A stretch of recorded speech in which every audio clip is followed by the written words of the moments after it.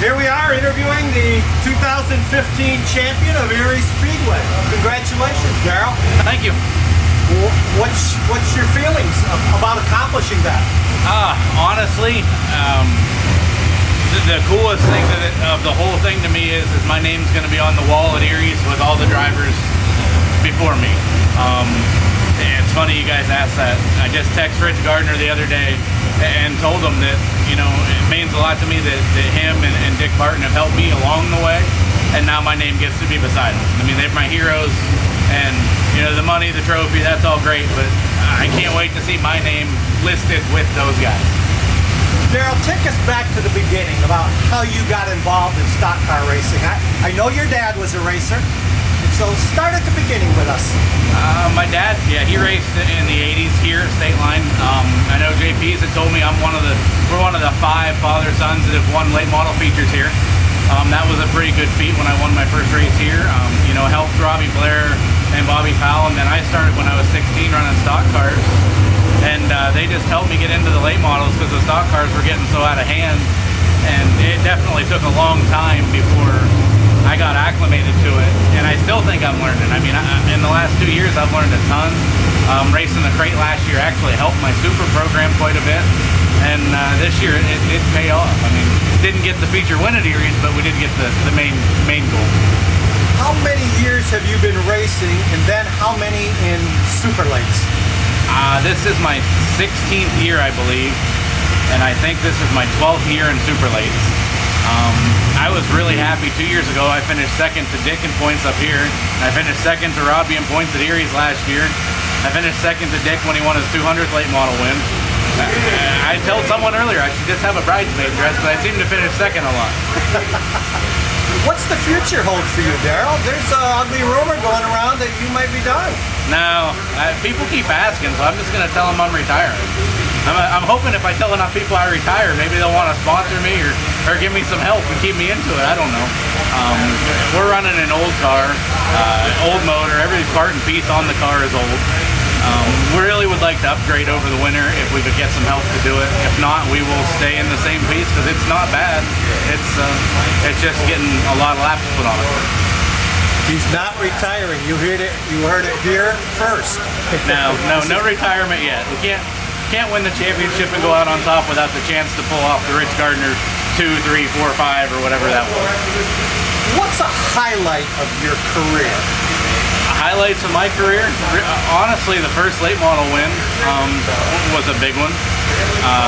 Right after my crew chief and best friend passed away, Dick Barton pulled me off to the side and had a chat with me and you know, kind of picked spirits back up, and we got going again. That's something I will never forget in racing with Dick all the years. Finishing second to him in that 200 win was another big one. And then obviously this championship means a ton to everybody involved. Up here, you know, feature wins are great, but I think it's a win to run in the top 10 around these racetracks, and to get a championship means a ton. What was your dad's reaction to his son being the champion at Eriez Speedway? He's a nervous one. I mean, the last couple weeks he was going crazy. He doesn't really work on the nuts and bolts part of the car all year. He'll, you know, play with the carburetor and stuff a little bit, but he was going over everything and making sure everybody was checking stuff out, and he's the most nervous person in the whole bunch. And I just said, I'm just going to keep doing what we've been doing. We're not changing anything. We're just going to keep going racing. And he never doesn't say a whole lot, but he didn't go the last night when we clinched the points championship. Just he was didn't want to be there because I mean it really works him up. But he's pretty happy, and you know, when we got the first win and now the championship, it means a lot to him to be involved also. Would you comment on the Scotts and Horner taking over State Line Speedway?